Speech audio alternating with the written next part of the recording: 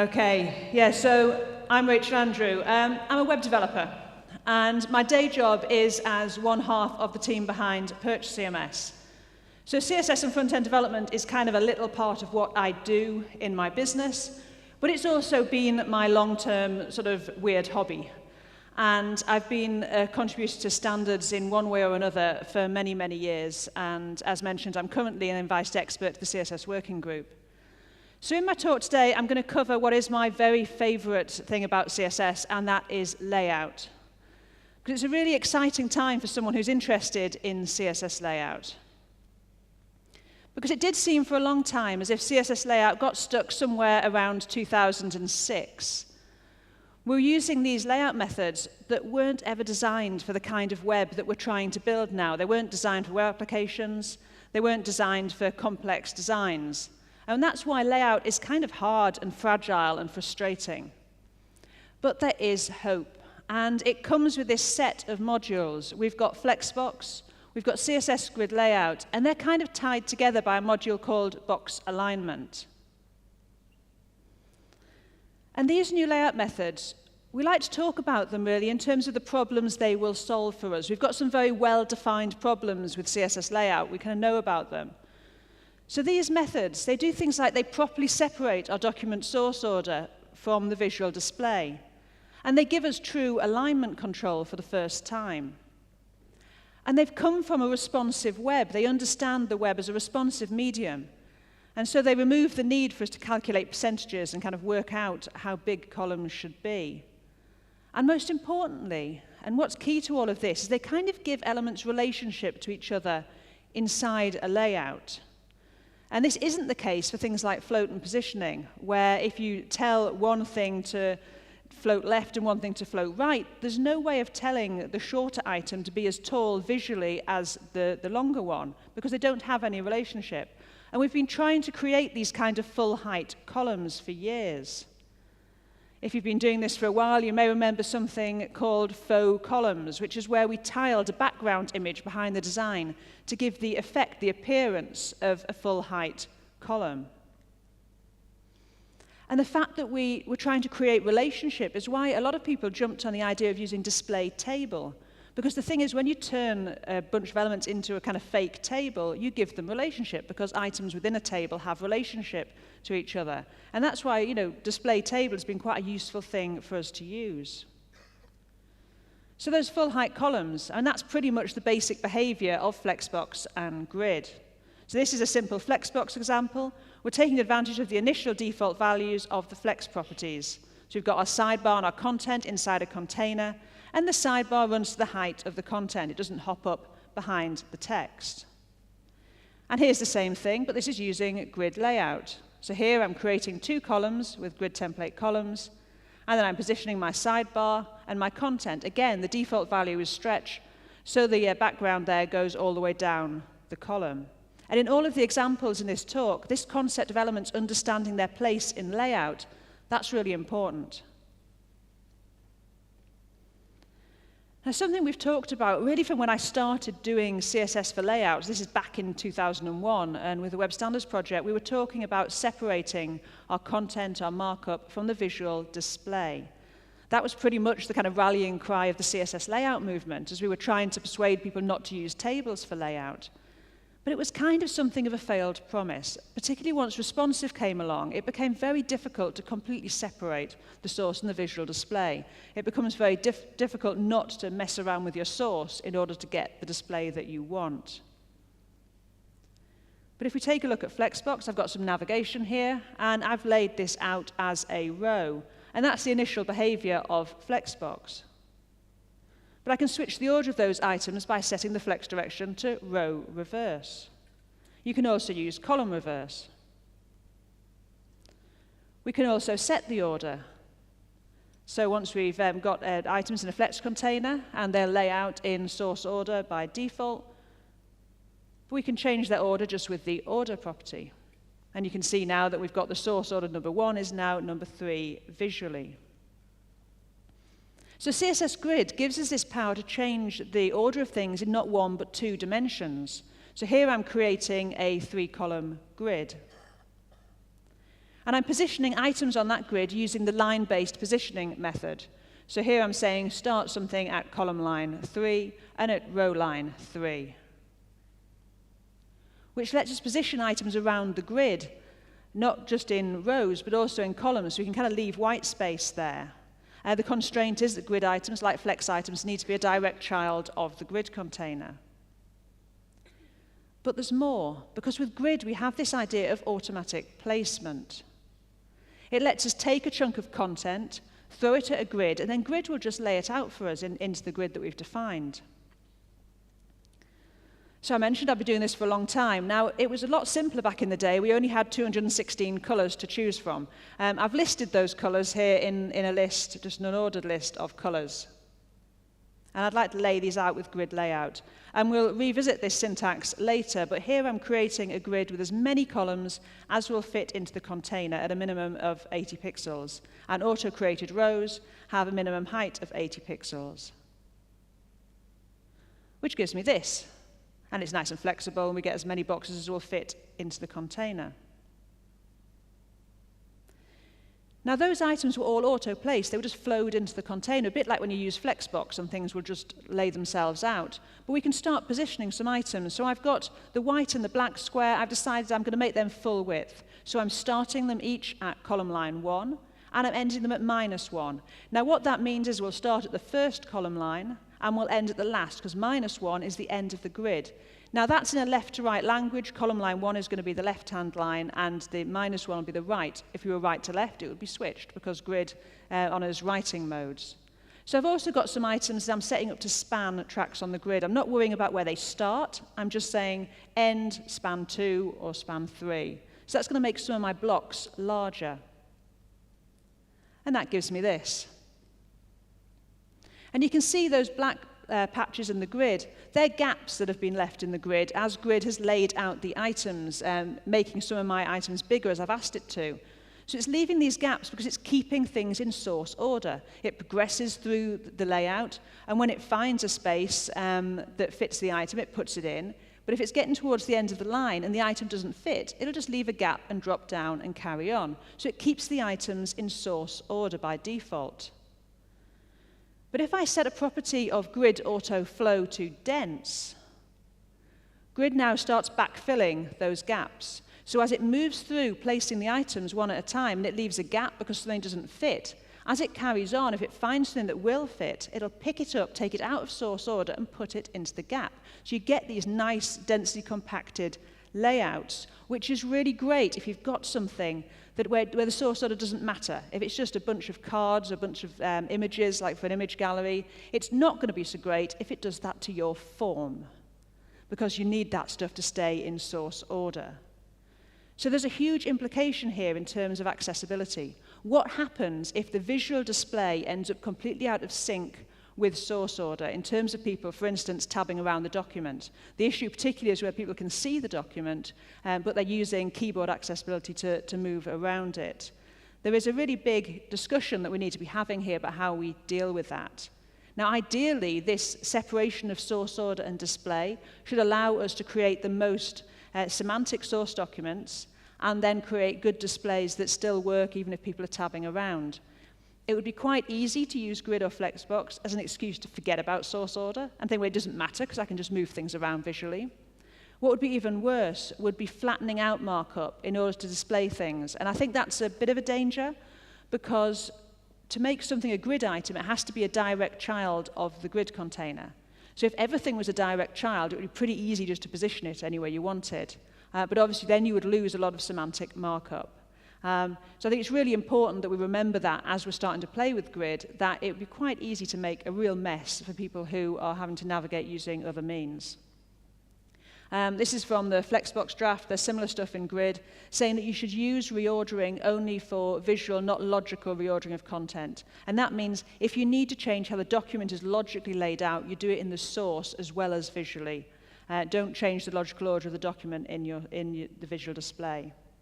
And this is a great video from Leonie Watson, where she's actually shows how screen readers deal with this stuff and other accessibility tips, mainly based on Flexbox, but the issues are very similar for grid, so that's a useful video to watch.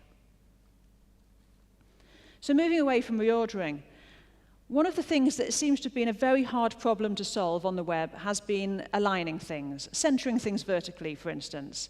And that's something that our new layout methods solve. And they do this with a new player that I'm going to bring into the picture. This is the CSS Box Alignment module level 3. It's the module that contains all the features of CSS that relate to alignment, and it brings the alignment capabilities of Flexbox to the rest of the web. So this basically is the vertical centering module, although it covers more than just vertical centering. It covers things like distribution of space, overflows, and logical positioning.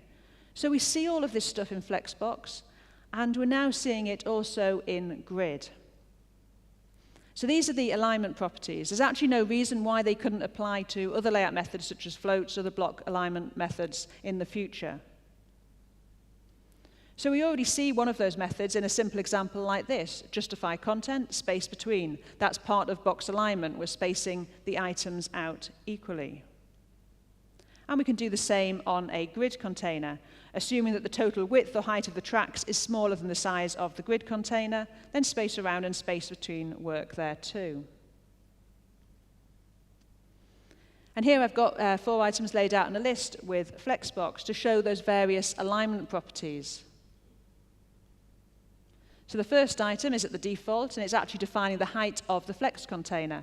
We've got a second item, which is set to align self-center, a third one, which is align self-flex start, and then a fourth one, which is align self-flex end. And we can do exactly the same with grid layout. So here's a 4-column grid. And we're aligning one center, and we use start rather than flex start, because this isn't a flex container, and align self-end. In this case, you're aligning the items within their grid area. So being able to align things and groups of things makes it far easier to create responsive designs. And this is the great thing about these new methods. As I mentioned at the start, they're pretty much responsive by default because they've been developed in a world since responsive design became a thing. This is a quote from Ethan Marcotte's 2009 article where he was detailing his technique for creating fluid grids. And it was this technique that wound up with us all adding these sort of unlikely looking percentages into our designs. But these new layout methods mean we can pretty much retire those calculations. So those space between and space around values, they're a simple example. They grow and shrink according to the space in the container. And Flexbox goes further than this. It allows us to proportionately distribute space between our items. So that flex property, it's a shorthand for 3 properties: flex grow, flex shrink, and flex basis. So if I set flex grow and flex shrink to 1, it means that every box can grow and shrink to fit into the space, but the sort of ideal box width is 300 pixels. And that gives us 3 boxes of equal width. If I allow the items to wrap and add some extra items, we drag our windows smaller, we'll find out that when the box gets smaller than 300 pixels, a box will wrap onto line 2, again, to try and maintain something around 300 pixels. So we get this, and the boxes are growing from that flex basis. And because with Flexbox, what happens is space distribution happens across the row or across the column. It's one-dimensional. So when you move on to the next row, space is split between those 2 boxes. You can't easily get them to line up underneath the ones above. But you can target individual items. So I've added here rules for box 3. So boxes can grow and shrink from that 300 pixels, but box 3 can't grow. And you can see what happens. Once again, it's only box 3 that's affected. There's no concept of this being a kind of grid. The boxes below don't know anything about the alignment of the boxes above them. In order that we can maintain proportions as elements flex, we can assign different values to the flex grow and flex shrink properties. So here I'm setting box 3 to flex grow 2, and the other 2 boxes remain at that default of 1. It doesn't mean that box 3 becomes twice the size of the other boxes. It means that after the 300 pixel basis has been taken away from the available space, the rest of the space is assigned in proportion. And again, no effect on the row below. That's just laying itself out, splitting the space as it would. This is a really good calculator if you want to work out what actually will happen with various flex grow values, what the actual calculation will be. You can stick stuff in here and find out. So I showed you how Flexbox lets you assign space row by row, or if you're working in columns, it would do that column by column. So Grid takes the other approach. Grid lets you define a grid and then put items into it, which lets you kind of solve some of the problems that people encounter when they try and use Flexbox as a grid system. So Grid, to do this, introduces a new unit, the FR unit. It's a flexible length unit, and it's a bit like using FlexGrow and FlexBasis. So let's take a look. This is a very simple grid, and we're saying grid template columns, 1FR, 1FR, 1FR. So that means take the available space, split it into 3, share it out equally, sort of 1 fraction of the space each. Now the nice thing with this unit is you can mix flexible tracks with fixed width tracks. So here I'm saying make my first track 600 pixels. So that's taken away from the available space. The rest of the space left is split into 2 and shared out between the 2 1 fraction unit tracks. If I change that last column to 3 fraction units, then we get the 600 pixel track. The remaining space is split into 4. 1 part is given to track 2, and 3 parts are given to track 3. And unlike Flexbox, what we're doing here is setting the size of the complete column track. So if I add another row, the proportions stay the same as the items flow in. So that's really the key difference between Grid and Flexbox. Flexbox is for one-dimensional layout. You're laying things out as a row, or you're laying them out as a column. Grid is for two-dimensional layout. You're laying things out both as rows and columns at the same time. But something nice about Flexbox is the ability to get as many items as will fit in a row, and you get this kind of effect. Whereas if you drag the window smaller, it'll adjust how many items are on the row, and so as you get bigger, which is pretty nice. But we can do this with Grid. We just need a slightly different syntax to achieve that. So we need to create our flexible tracks and then place content in them. So what I'm doing here is I'm auto-filling as many columns of 300 pixels as will fit into my container. And I'm using this min-max function to do that. So I'm saying min-max 300 pixels, that's a minimum. The maximum is 1 fraction unit. Now, 1 fraction unit distributes space evenly. So what happens is the browser will work out how many 300 pixel column tracks can fit into the window, or into whatever the container is, and then it will share out the rest of the space equally, which gives us this. But as you can see, unlike Flexbox, the items stay in their columns. They don't spread out across the display. So in practice, we'll be using these techniques together, choosing the right layout method for each. You know, they're not different specs to be used completely independently. It's likely that we'll use Grid and Flexbox together as a layout system. So here's a little demo, just creating a pattern I've seen on a number of websites. So this is a kind of hero block which is used kind of for navigation. You've got these nice fixed height units, and the problem with that is, as you can see, if you add a bit more content to one of the blocks, it starts to overflow. It either gets cropped off or it flows out into the other blocks because we're having to set the height of these things with existing layout methods in order to make that work. I wanted to see if it was possible to do something a bit better than that using Grid Layout. And it turned out that I could. So here's the layout I created, which is basically using the same sort of proportions as that Tuts Plus site. And I've done this at 3 breakpoints. I've got a narrow width there, and I've got a sort of 2-column layout, and going to a 3-column layout for wider screens. And you can see I've got those sort of fixed height blocks, so some of the content is shorter in most of them, but the blocks has gone to a fixed height, which is what the design really wanted. But a key thing to note is while the height of those rows appear fixed, if I add some more content, as I've done in the article about angry people at balloon fiestas, I've got more content there, but it's not overflowed.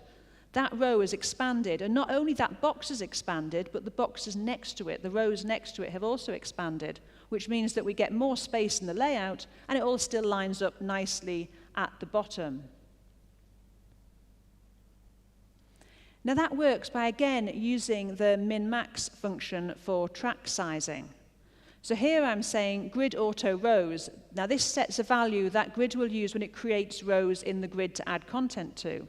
You don't explicitly need to create all your row tracks. Grid will just create them for you as you add content to them. You can define what size those are by using grid auto rows. So I'm saying make those auto rows a minimum of 150 pixels tall and a maximum of auto. Now, auto will take its size from the content. So that means that they're going to be at least 150 pixels tall. If the content is shorter, they'll still be 150 pixels tall. But the minute that content gets taller than that, they'll expand. The whole row will expand to hold the content. So this lets us create a very sort of designed layout with very precise measurements that also tolerate the fact that people work with content management systems and content editors don't realize what that design was supposed to look like and stick in a whole load of text and break the layout. It kind of has that tolerance for the real world of websites and what we're actually trying to do.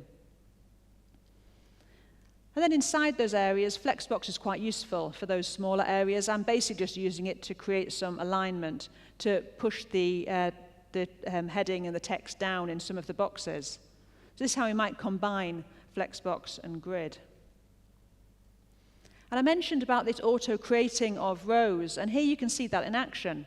Now, a lot of content management systems for this kind of layout, it might do something like just allow the content editors to add boxes. And you're hoping that the content editor will only add as many boxes as the design expected, but then this is the real world, and they had something very important they wanted to say, and so they've added another box. And that's fine, because Grid will just pop it into the next box, the next row of the layout. And it doesn't look great. You think, well, that's not what I designed. But it works. Nothing's overlapping. It's not appearing on top of the rest of the content. And it's fine until someone comes along and says, hang on, that's not supposed to be there. Which one do you want to remove? And sorts it out. And I think this is one of the very nice things about working with Grid. As someone whose day job is working with a content management system, it really maps to the sort of real things that we want to do. So this is really where we're heading. Now, all of those demos I've been showing you are in this CodePen collection, so you can go and have a look and fork them and play around with them, and please do. And for Grid specifically, I've got a whole heap of examples at gridbyexample.com. I've also got there a video tutorial I've been putting together, sort of taking you through step by step some of the things I've very, very quickly shown on the screen today. And I can't really talk about Grid without talking about browser support. And the good thing about Flexbox is that, as you probably know, very, very well supported at this point. There are old Flexboxes around. You need to be careful if you're working with older browsers, but modern browsers have pretty good Flexbox support. You can pretty much use this stuff. Now, Grid doesn't look so clever. It looks like this. And in fact, you'll notice something very strange there, is that it's actually marked as IE only on Can I Use?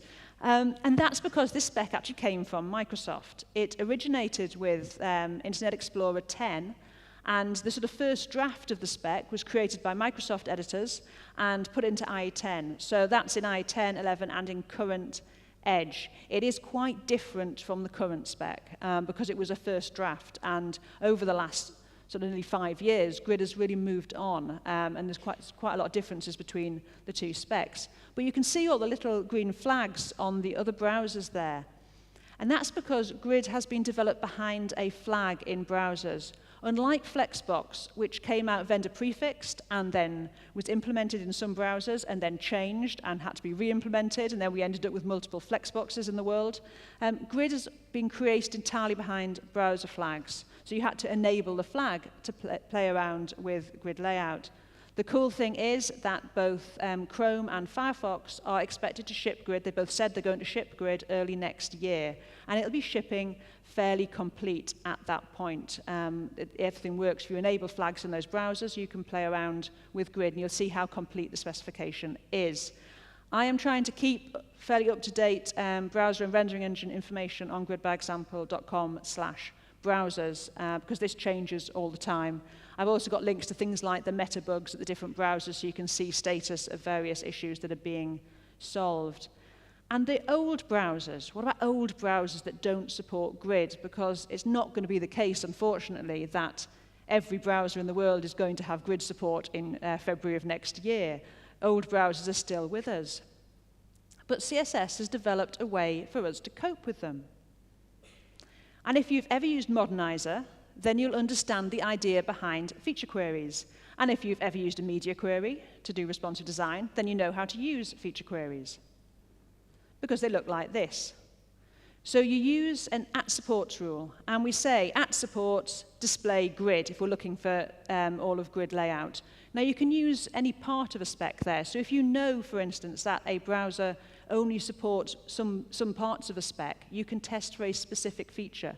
You can also test for vendor prefixed examples there. So you could look for whether the browser supports MS Grid, which is the early Microsoft example. So then inside that, just like with media queries, we write CSS for those browsers. So just like starting mobile first, you create the layout for things that don't support the feature.